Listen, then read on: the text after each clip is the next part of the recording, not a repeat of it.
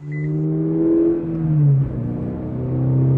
we're going to be doing more YouTube videos, I feel like it's time we go look at some real cameras. No more filming on the iPhone. So first, let's go get the car I know everybody wants to see. Whoever this kid is, I hope everybody knows he got the coolest car in school. That's actually the high school I went to. Damn, just a few minutes down the street, we see another one. That's a RSX S. Nice. It's funny, this is the point I'm at now where those are the cars I'm getting excited about seeing. Speed bump. Oh my God.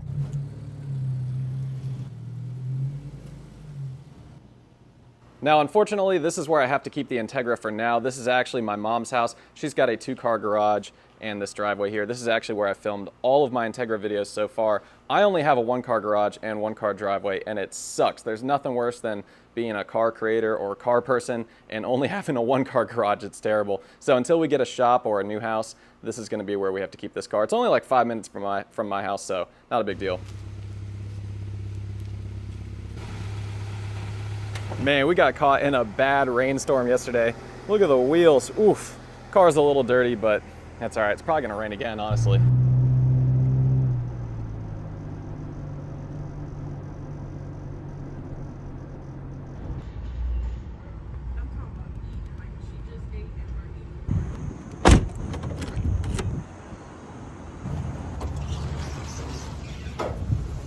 I'm telling you guys, these retail stores are on their last leg. I don't even know how they've survived this long. I was looking for this Sony camera that I was watching reviews of online, and they do have it. It was $850, which is a good price. They've got 3 Sony cameras on display. They've got like 4 or 5 Canon cameras on display, and that's it. Not a single one of them were turned on, so you couldn't even like use them. The screens were all just black. I'm not gonna buy a $1,000 camera that I can't test. I don't even know why I bothered coming here.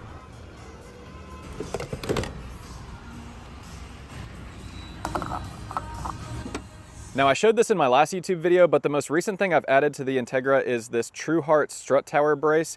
And this is actually one that mounts in 3 places, on both strut towers, obviously, and then even on the firewall. So it's a 3-point brace. And I want to go over a couple of things, a couple of issues I had with it, just in case anyone else out there gets the same one. So this strut tower brace was on the cheaper side. It was $200, but I have seen them as cheap as like $70. So it wasn't the total cheapest one I could have gotten, but definitely some fitment issues. So when I went to put it on over here, I got it all lined up, and then on this side, it just wasn't lining up at all. So then I would put it on this side, and then it wouldn't line up over there. So did some research, and people suggested jacking up the car from the front. That didn't really help at all. And what's funny is when I jacked the car up from the front, since I had all the nuts taken off of the coilovers, they just fell right out. Oh shoot. So had to use the jack and lift it back up. And it just took me a lot of maneuvering, jacking it up from different angles. Finally got it to line up, at least with the coilovers, but the big hole here in the middle just didn't line up at all. It kept hitting this part of the strut tower. You can see where some of the paint has chipped off. I actually had to go through on both sides right here and on this side right here and grind it down with a Dremel. About, I'd say it took about 1/8 of an inch off on each side just to get it to fit through there, and we finally got it on.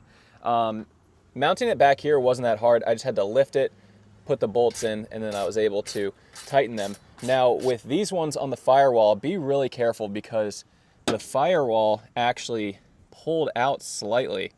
So you can see this lip here sticking out. That was actually not sticking out past this rubber molding, so it did pull out slightly. As soon as it did that, I stopped tightening it. They're not super tight, but they're on there. So did just want to mention those couple of things. It took me a long time. We got a plane going overhead. It took me a long time to get that thing on. So if you have any of the same issues, you're not alone. I don't know if it's just the like build quality of this thing. My car definitely has not been in an accident. I mean, the front end of this car is mint. I've had the front bumper taken off. Everything is perfect. There's no like non-factory welds or anything, no crumpling. Everything still has the original VIN tags. So I don't know what the deal is, just didn't fit perfectly. And then just one other tip for the install of the brace.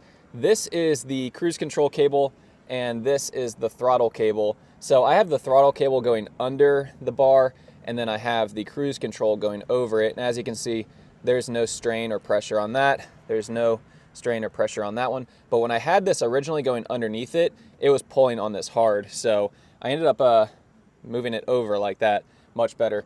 There is a hose right here that's kind of being pushed down, but as you can see, it's really not doing much at all. I tried having it go over and it just didn't fit, so that's just the way you have to do it.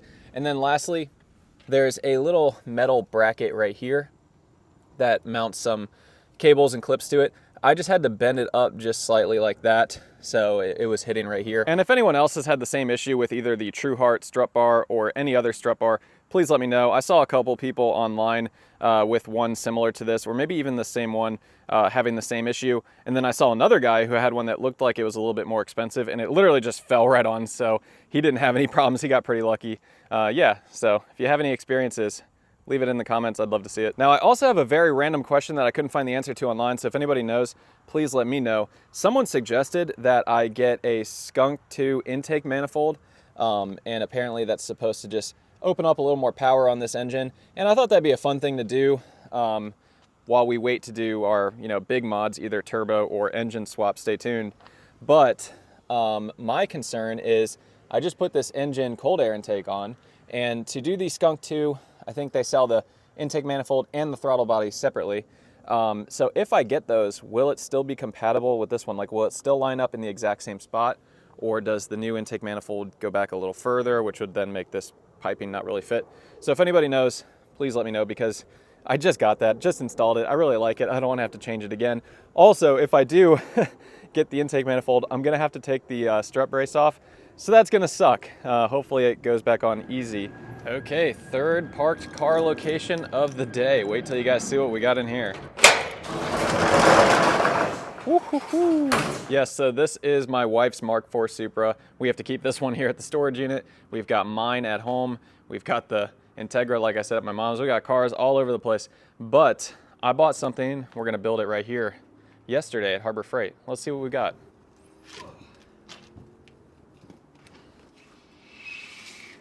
And there it is. We got the Harbor Freight 1,000-pound engine stand, and this might be a little foreshadowing for what's to come, so stay tuned for the next episode.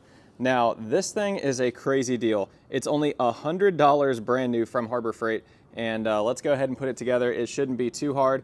This should be plenty too to hold a 4-cylinder engine. So, all right, let's get started. Okay, here's everything out of the box, and I'm hoping this is not going to be too hard of an install. It doesn't look too bad. We've got the bag of bolts over there. You got your wheels. The only thing I might be missing is some grease for that, but I might be able to find some here in the storage unit. There's all the different parts for the stand and the instructions. Hopefully these are detailed.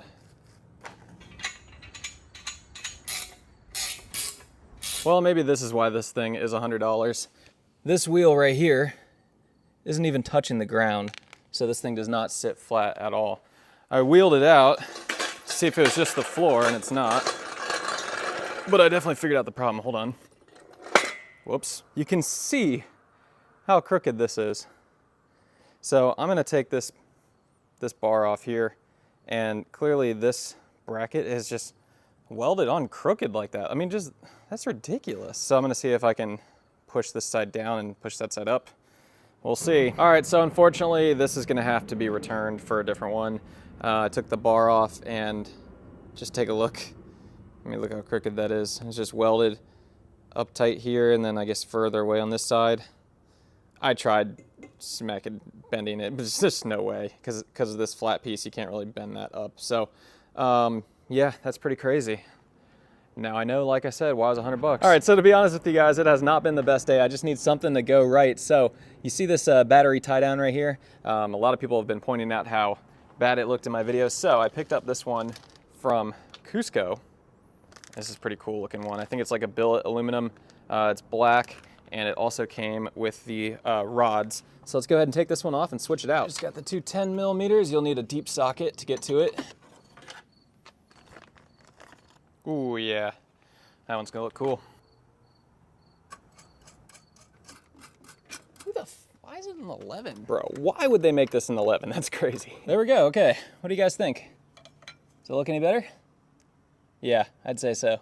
Look in the rearview mirror, third RSX of the video. Man, All right, it's a new day. We're going back to Harbor Freight.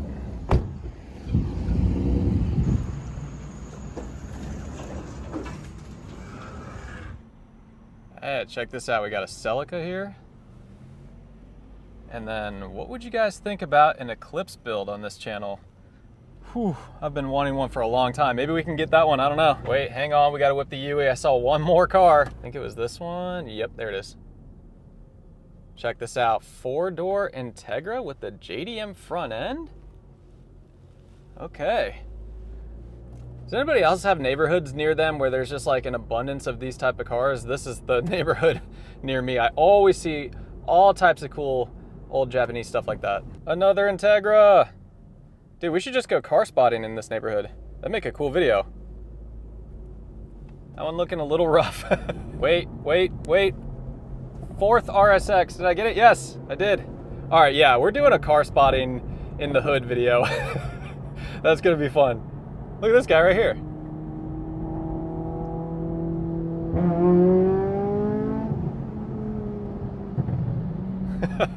Okay, we're back with the new one. Please let this one be good. Okay, we're almost done putting the new one together, and this one is a little bit better. As you can see, the wheel doesn't touch all the time. See right there, it's not touching the ground. So it's slightly lifted off the ground. This thing is still slightly crooked, but it's not nearly as bad as the last one. But I did notice something, and this is kind of unacceptable on Harbor Freight's part. So I know you're supposed to grease that part before you put it into there. And on the last one that I put together yesterday, there was already grease inside of here. And on this one, there isn't. It's completely dry. And it actually says in the instructions that the grease is sold separately, so it does not come with any. So that means the one that I was putting together yesterday had already been put together and returned once before, and then they just turned around and sold it to me. Clearly there was something wrong with it when it got returned. They still sold it again anyway, so that's crazy. Okay, I went and got my grease, got some dinner, came back, finished it up, and here it is, all put together. That was actually pretty easy. The only thing that was kind of tricky was getting the snap ring on, which goes right here, since I didn't have a set of snap ring pliers, but we got it done. And tomorrow we are going to pick up an engine to put on this stand, and we're gonna start working on it. So stay tuned for the next video, and thank you guys for watching. See ya.